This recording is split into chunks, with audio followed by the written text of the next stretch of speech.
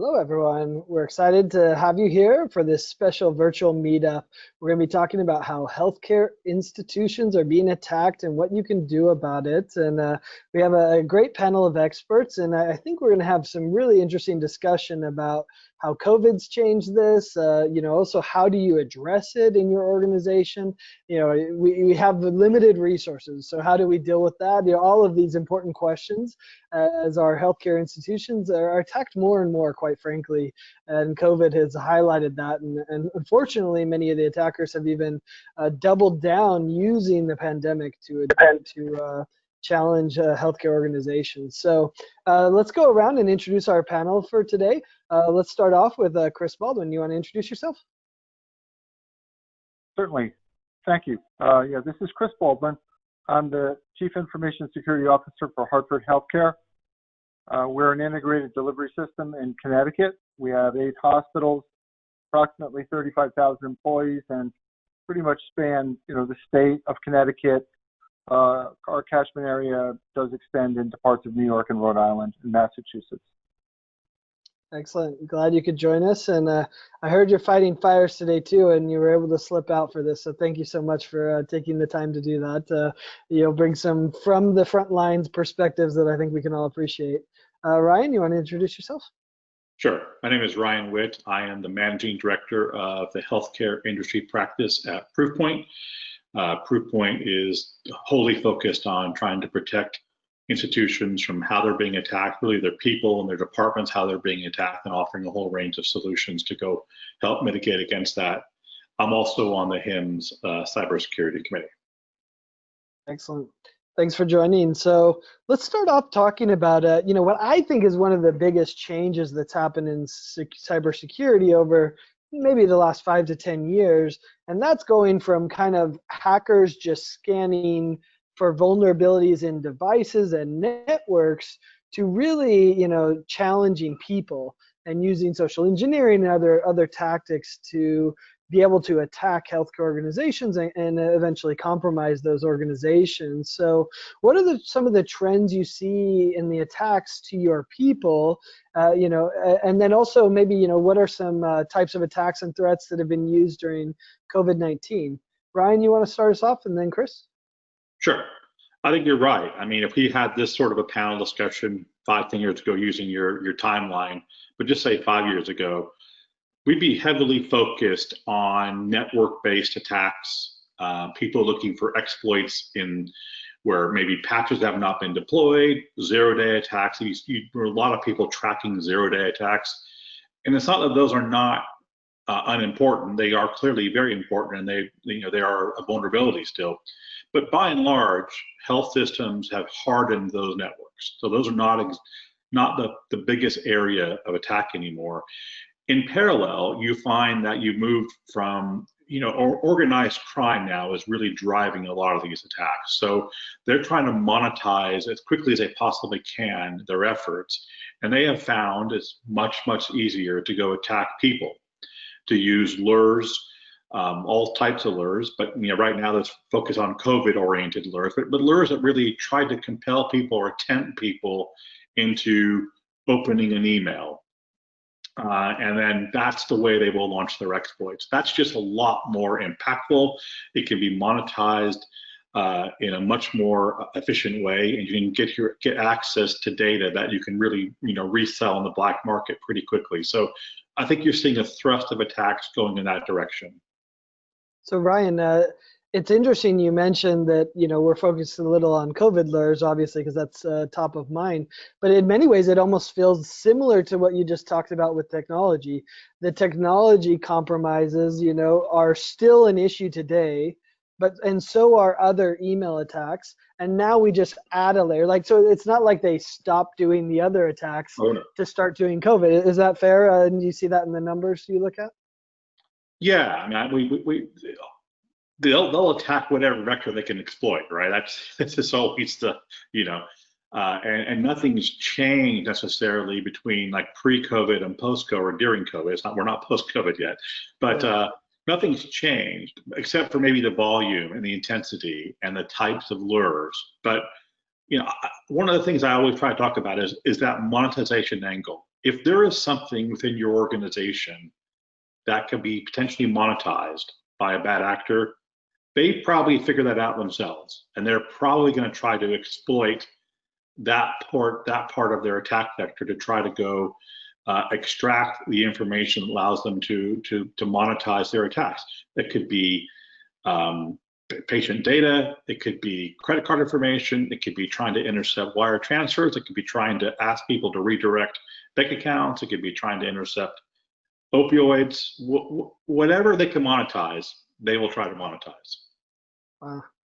Chris, I don't think anyone wants your job, but I mean, it's just a hard thing, right? Multiple layers of challenges. What else are you seeing? Are you seeing an increase of attacks because of COVID in your organization? Well, we've certainly seen the COVID phishing attacks. So I would say yes, we've seen an increase in attacks. Is it directly or exclusively related to COVID? No. I mean, I think we saw the uptick. I would say end of 2019 and then coming into 2020, we saw a real uptick. The phishing email attacks, business email compromise. I mean, that seems to be a very common attack vector. And the challenge is that we're seeing our vendors, and we're seeing trading partners or people that we do business with getting compromised and then getting attacked by them, right? So it's very difficult to really completely defend against when you're saying, make sure that you receive your emails from a trusted source. Well, it's from a trusted source, but the email was compromised. So this has become very pervasive, and I think that some organizations are also more attacked than others. How high profile are they? How large are they? How much data do they have? Those are all variables. But at the bottom line is we are definitely seeing, an uptick in these kinds of cyber attacks. Yeah, goes back to Ryan's comment about follow the money, right? If they have more potential to be exploited for more, then they probably head that direction. And by the way, anyone that's watching live, if you have any questions for our panelists, be sure to submit them in the Q&A section and go to webinar.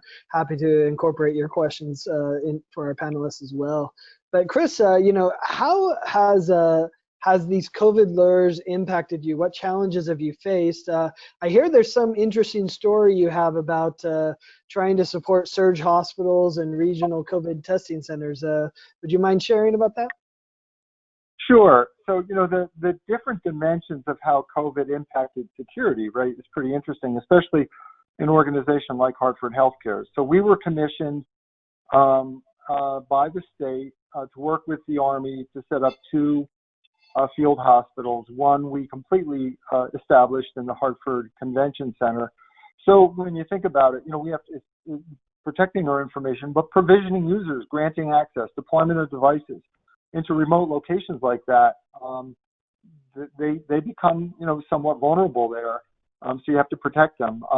Testing sites. We're doing an incredible amount of COVID testing across the state, whether it be universities or prisons or other businesses. It's really become a line of business for us. So we have to set up the different access points to be able to do that kind of testing. Everybody, really not everybody, but a large portion of the workforce moving to the home environment, if they can. That's a factor. And then you think about the professional security staff that is also working from home. So now, we have all these folks that are a bit more vulnerable because they're in the home environment. And we have our professional staff which is an important line of defense, and they have to, be very effective at collaborating and working together on things like incident response when they're in the remote environment. So, not just the increase in attacks, but the multi-dimensional impact that COVID has had across the board on these types of areas has really been how this has been impactful on us at large. Yeah, and Chris, Susan's asking, do you see mobile as part of your attack surface? I imagine with all the remote work, you've had an explosion of mobile as well. How are you handling the mobile security issues? Yeah, yes. I would say definitely mobile's an issue. I would say the most prevalent, attack vector, as I said, is email. And with email being on mobile devices, right, then, just inherently you get clicks that can happen on, in the local devices or on the mobile devices. So what I would say generically, because I don't want to get into a lot of specifics of what we've experienced, I would encourage everybody to examine every email potential attack vector or a point of possible exfiltration for your security controls, right? In other words, just for example, if you have two-factor authentication, which we do, right? Look across all the different means of egress and examine whether you've got all of those protected with two-factor. So my point is just simply look broadly at the attack. Mobile is just one aspect of it, right? But look broadly at all the different ways that access is granted, and whether your security controls are sufficient to cover all of those means. Mobile being one. I think that's an important point to make. As I think about it, and I listen to you talk about the shift to remote work, and I'd love to get your thoughts too, Ryan, on kind of how remote work has changed things. But I would just add that, everyone's overwhelmed by the shift to remote work, by the shift to remote COVID testing, by everything that's happening in the world. Let's keep it broad. And, so we're overwhelmed, which feels like the perfect opportunity for these business email compromises, these social engineering attacks. Ryan, what do you think, as far as remote work? And is this, are we kind of in this environment that's perfect for hackers because we're overwhelmed? And so we don't want to think about, oh, that email could be from us, someone trying to attack me? I think this is where it kind of behooves us, if you will, to look at the data, right? And so what we saw during COVID, particularly in the early stages of COVID, moving on to now, you're seeing a very strong utilization of social engineering. So it's almost become a case study of how the bad actors or cyber criminals are using social engineering to launch their exploits. So if you look at the early stages of COVID, kind of like in the January, February sort of time frame, the lures they were using were all around what's this thing called coronavirus, FAQs, what's the guidance from the CDC, what's the guidance from WHO, and you saw a lot of imposter style attacks leveraging those brands, touting this sort of guidance. Well, as we progress, you go into the kind of the March sort of time frame, and that now it's all around imposter style attacks mimicking medical supply vendors who now have access, these magical access to PPEs and face masks. And so those are the types of lures you're seeing. And you evolve, and it's all around, the first wave of stimulus funding. So now it's imposter style attacks purporting to come from the IRS or other agencies to help you get your money. And then it's all around, now a lot of it's been around vaccines. It's like, okay, let me help you get information about the vaccine. Or there's been some conspiracy theory stuff like, let me go lures around that sort of stuff. And I think lately we've seen lures around trying to exploit the whole telehealth sort of spectrum. So it's, people using, or bad actors using lures purporting to come from the health system, saying, hey, we now have this new telehealth service, come click here. It's always some sort of tempting lure. It seems compelling, based on the information, seems to be targeted, and then but it's always pretty clear, click on something, download something, give me some information.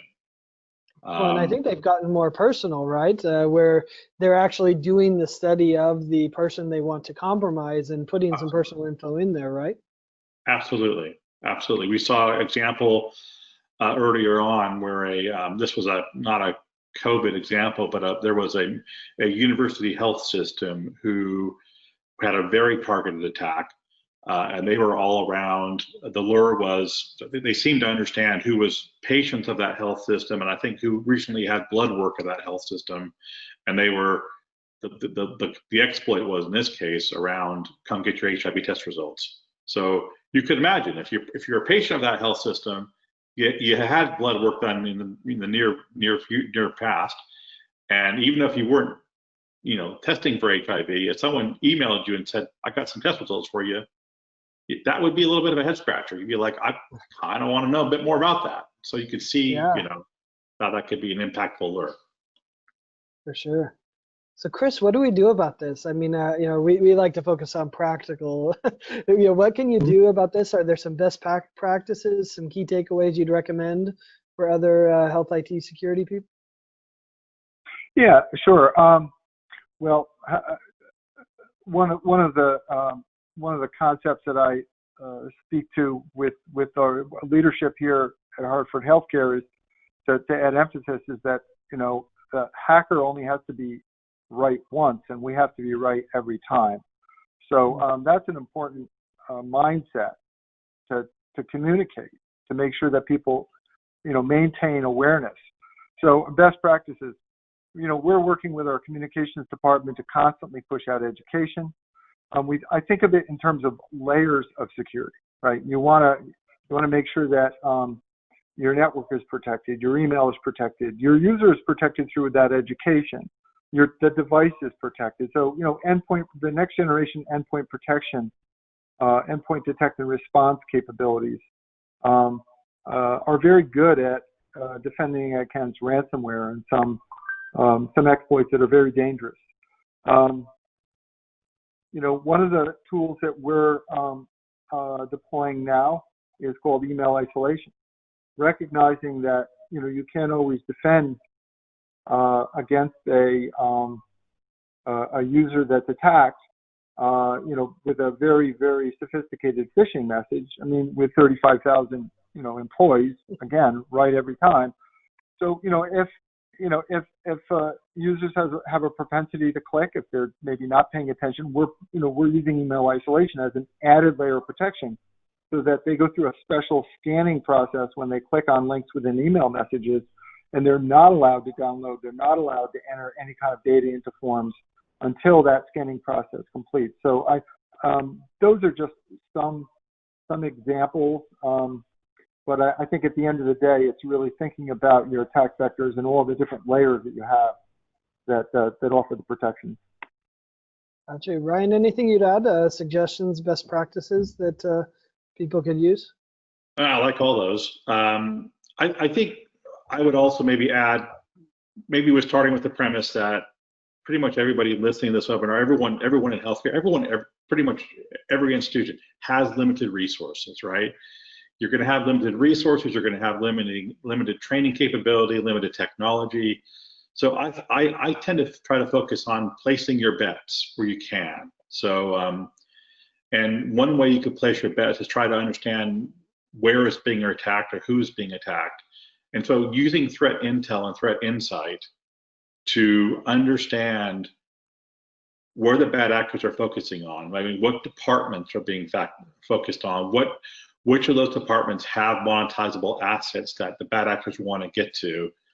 So I think applying the controls that Chris are talking about, but maybe helping you guide where you start with understanding who's being attacked.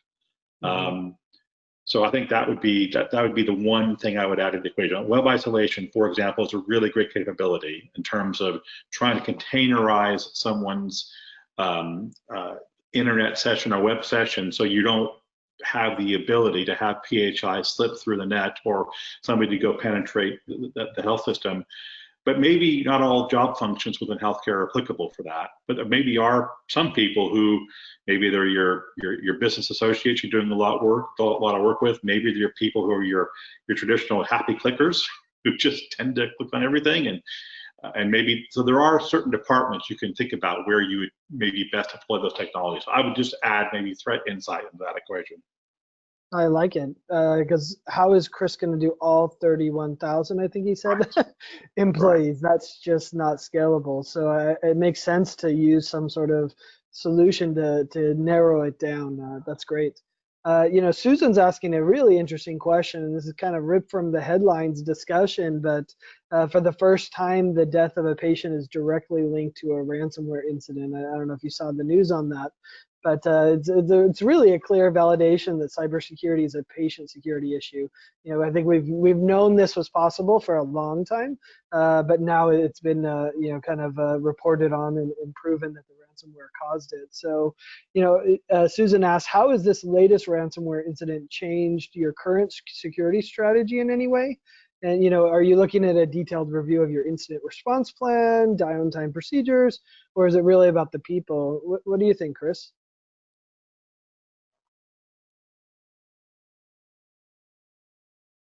I think we lost you. Are you on mute?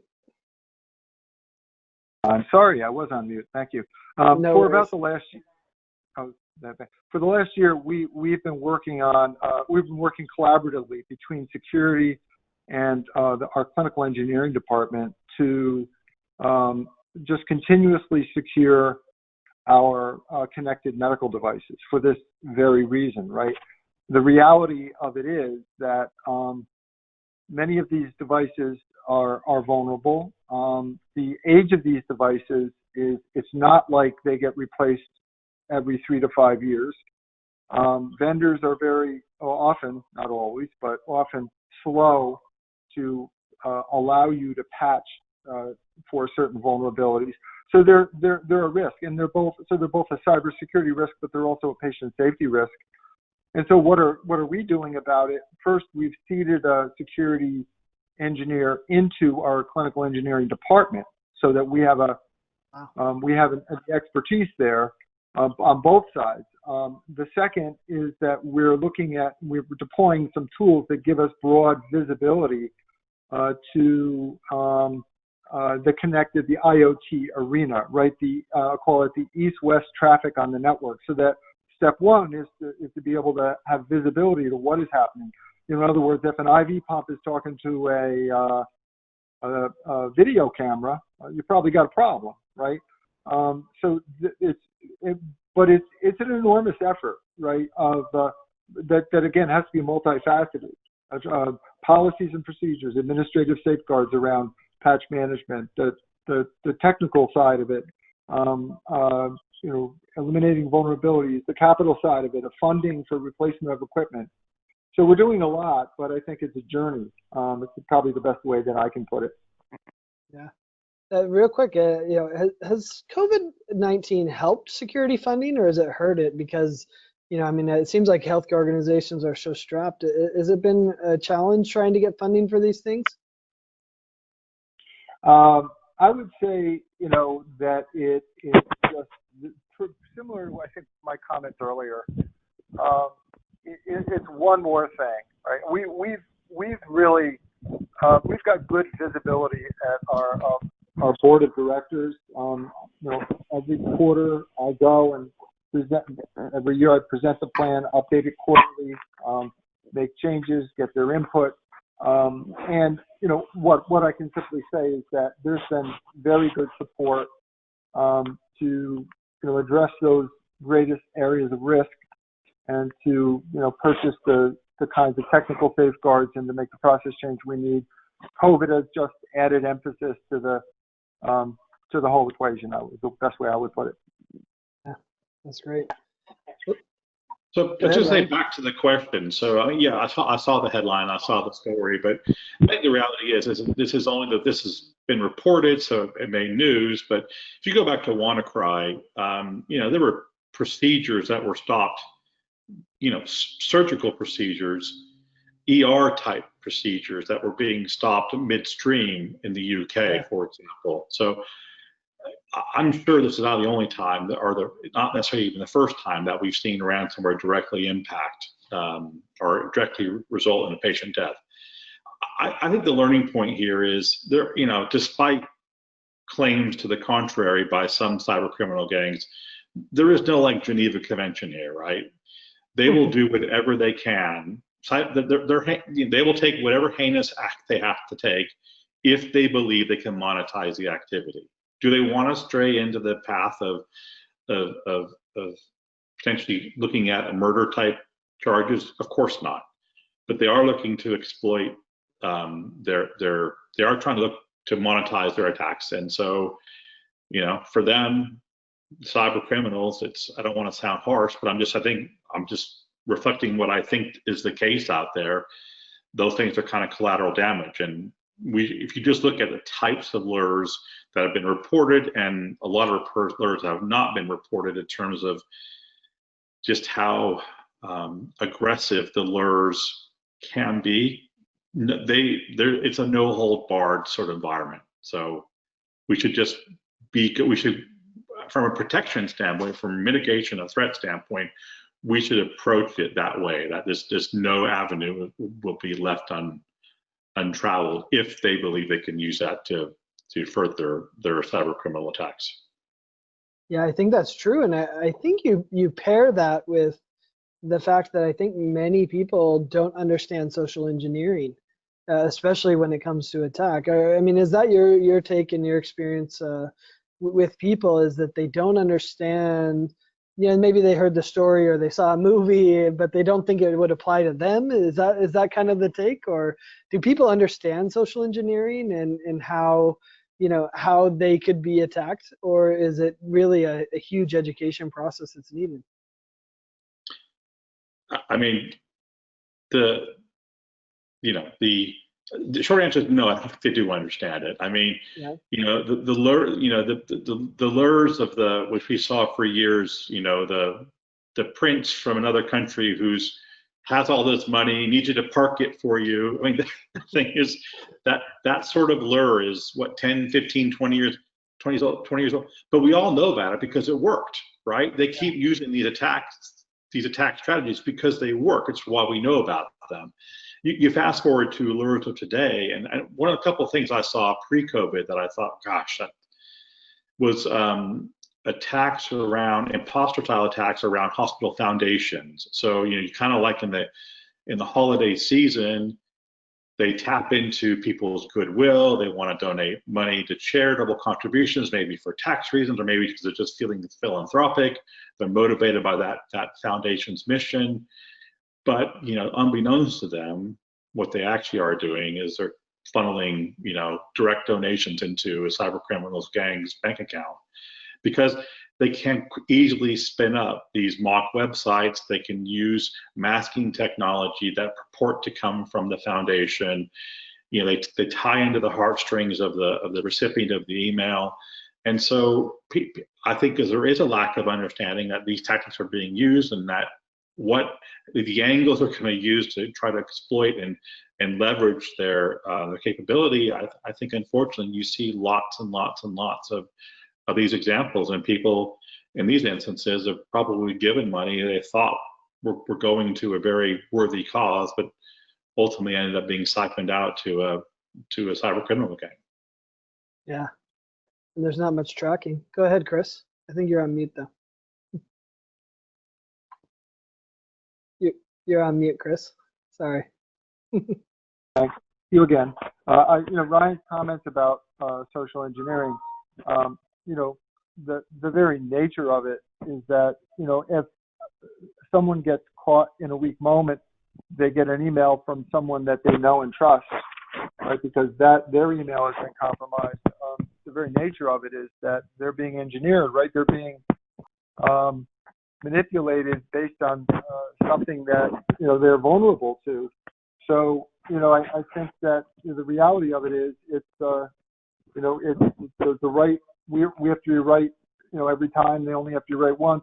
And it all leads into incident response, right? I think everybody has to recognize that at some point you're going to get attacked and there's going to be some sort of an incident, and you have to really harden your response processes, and you have to have all the resources available, whether it be everything from forensic firms to breach counsel to what you just have to make sure that aspect of it is very tight as well. Because if you get attacked and there is an exploit, the sooner you can identify it, lock it down, and mitigate it, the more harm you can prevent. So that's just another important variable.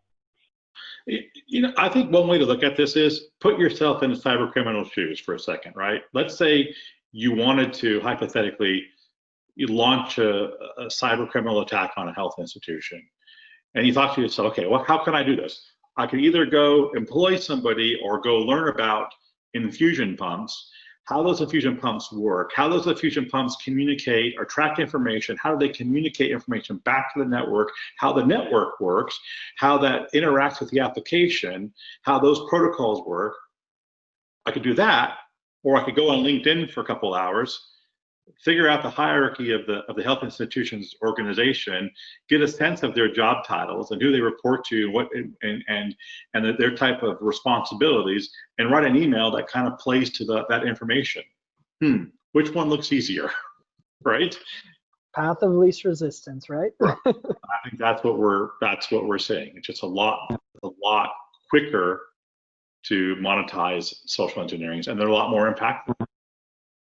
And we're sharing a lot more information online that can be used against us, which I think is also something that's changed dramatically. And so I Chris, think, go ahead. I just want to add one other point, and I think this is back to one of Chris's points. We shouldn't be too hard on some of the users, because a lot of the people, and this is what made me think about this, is the whole web isolation sort of capability, the functionality that Chris was talking about a little bit earlier. A lot of people, a lot of job functions have to interact with cloud apps. They have to download files. They have to click links just by the nature of their job. So it's not doing anything untowards, but they just work in a way that just makes them vulnerable. You know, they have to interact with this sort of environment. So it's not, I don't want to paint the users as like, you know, they're just incompetent or anything. This is really complex stuff, right? Some of these alerts are really, really good. So that's where I think there needs to be some sort of investment in technology to go play a role. There needs to be an investment in user awareness training to go play a role, because again, we and I'm sure Chris was saying the same, that we see some really, really enticing, impactful, compelling alerts. You're like, wow, I can see how you fell for that, you know? Yeah, I think we've all been there. Even if we just said, man, I really wanted to click that because it felt like it, and maybe we didn't, but we felt that feeling, I think, all of us. Right. So that makes sense. So Chris, what's a good starting point for people that are trying to deal with this, to create kind of a people-centric security strategy? I think your point about having an incident response plan is key, because you can't solve everything, right? I think it's clear in security that incidents are going to happen, and how you respond to them really matters. But, you know, what are some of the efforts you can do to have that security strategy around people? Is it what Ryan said, as far as, you know, knowing who needs it? Is it training? Is it other technology? What do you think? Well, I think about the three domains of information security, you know, the different safeguards, the administrative safeguards, the technical safeguards, and the physical safeguards. And I think you have to think about each in the context of people-centric. So in the case of work at home, right, all of a sudden you have some more challenging needs for a physical safeguard, because, you know, you don't know what kind of neighborhood the person lives in if they're working from home, or do they keep their doors locked? So you should then build that administrative safeguards, right? Your training, your education and training should be geared around what are your prevailing threats and your compelling or prevailing vulnerabilities, and try to educate. And then from a technical standpoint, boy, there's a lot of really good technology. Proofpoint has a lot of really good stuff. Obviously, you know, we're a customer. We take advantage of it, but it's important, because you know that email that you block, that you filter, or that you can, you know, you get an alert to because it's been highlighted, or you can isolate, and then of course testing tools. You know, test your workforce. That's an important part of education. You can reward those who respond positively, and you know, you try to train and sensitize those who don't. So I think it's all three of those areas, and those are just some examples of what you might focus on. And do you leverage the technology to help you make the case to your executives? I'm just thinking back to what you said, that you have to be right every time and they only have to be right once. You know, do you use some of those reporting and technology that I think Proofpoint can provide, that says, hey, we blocked 10,000 links and 5,000, you know, phishing attacks, and guess what? One got through, you know, so we're still batting 9999 percentage. Do you use that for the executives, or does that not really resonate because they're so in the moment? No, we definitely do. We have what we call our monthly metrics report that we distribute, that shows, it shows some of the positives, the percentage of messages that have been filtered, the amount that got through. It shows user click rates. It shows, and we've gotten some good feedback all the way up from the board level on what they would like to see. So I think that definitely bringing that forward, is a good way to connect to that senior level audience, which you need to turn to for funding and support and all of those kinds of things. So definitely using the data that we get, and a lot of it we get from Proofpoint, is very valuable in that regard. Yeah, I love the monthly report. Sorry, Ryan, I cut you off. What were you saying? No problem. I mean, I was going to offer my insight into that question. And, I'm a technologist. I work for technology companies, so I'm inclined to say you need to have more technology to solve the problem. I'm actually not going to say that, however. I think it kind of depends. So Proofpoint had a discussion not long ago with one health institution, and we were able to show to them, look, in your 20,000 employee organization, like almost all of your top 20, so of the 20,000, your top 20 most attacked people are almost all in your clinical research teams, whether they're clinical researchers, whether they're supervisors of that team, et cetera. And so I said, we were able to show them that sort of insight. And so then the question becomes, okay, once you know who's being attacked, well, then what do you do about it? I think in that instance, they said, okay, we do need to do some user awareness education. And I think one of the conclusions they drew is that they actively, from a overall corporate, what's the right word I'm looking for? From an overall business standpoint, they encourage their researchers to be very overt about their work they're doing. They're very proud of their work. It's good for their institutional brand. It's good for their personal brand. They race to publish. They're looking for that future round of grant funding and all that sort of stuff. So while they understand the importance of that side of the equation, they recognize, and this is where the training part came into the equation. It's like doing all that's important for your job, but it also puts a huge cyber target on your back. So the user awareness education in that instance was like, how do you balance? Like, what's the right level of promotion of what you're doing versus not giving away too much and make it really easy for people to attack you? So I think in that instance, if you know who's being attacked, you can then select from your controls. And I think in many cases, you probably can make a really big impact pretty quickly on user awareness education. So I would, much as I want to say technology, I'm going to go for training on this instance. Yeah, but I still like the idea that you use technology to understand who needs the education, because you're not doing that to 21,000 people, right? We can barely train them on the EHR, 21,000 people, let alone cybersecurity. So yeah, I think you definitely need a focused effort in that regard. So that makes sense.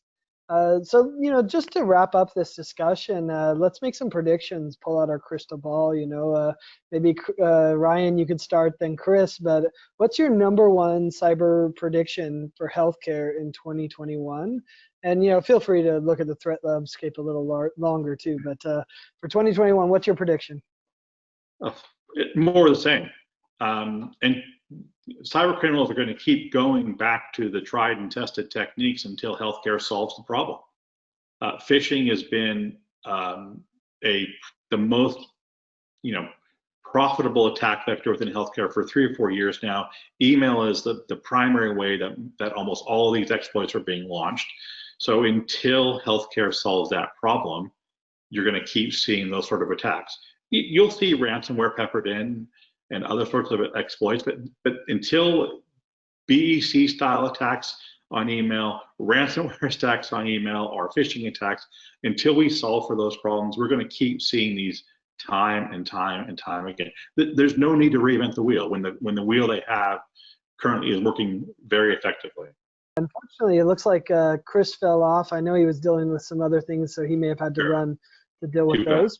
But any final thoughts, Ryan, before we wrap up? I think just the final thoughts would be just be mindful that the attacks are going to keep coming. They are going to be focusing more and more on attacking your institution with imposter style. I think that's one thing we will see more and more of, is imposter style attacks. So solving for that, having technology in place that can understand, DMARC capability, for example, that can determine that emails are coming, who it's purported to come from. So I think those things are really strong, important sort of steps to take. Yeah, I mean, I think your point around that more of the same is sadly the truth. And in fact, I think that they'll continue to innovate and continue to get more personalized in what they do. I think that's what we see in the future. And so you have to have a strategy to deal with it and to deal with, as the CIO once told me, and I think we could apply it to Chris, 21,000 points of vulnerability in his organization. So, right. Chris, right. I think you're back. I think you're on mute, but I think you're back. Any final predictions for healthcare security in 2021? Yeah, I mean, I heard Ryan say more of the same, definitely. I think that, the continued advancement of the tools, I'll just speak to that as just maybe one area, the use of artificial intelligence to, filter through the vast amount of data that we get that's to make our response capability that much more effective. I definitely think that's going to be a trend. I'll add one more in. I think public-private partnerships, we're finding that we're working a lot more closely with local law enforcement and the FBI. The FBI office out of New Haven, Connecticut, I can say probably we had 4 or 5 instances over the course of the last 9 months that we've had occasion to speak with them. And I think that those are real positives. So a couple of things that I think are real more on the emerging side. That's a great example. I think those organizations are building up their cybersecurity capabilities as well. So that's a great idea. Well, thanks so much, Ryan and Chris, for joining us and sharing your insights and expertise. And thanks everyone for watching live. If you want to check out more info on Proofpoint, you can be sure to check it out at proofpoint.com, on Twitter at Proofpoint. And if you want to find this recording and also a lot of other great healthcare IT content, you can check it out at healthcareittoday.com. Thanks, Ryan. Thanks, Chris. Thank you very much. Enjoyed it. Thanks, everyone. Yeah. Have a great day. My pleasure.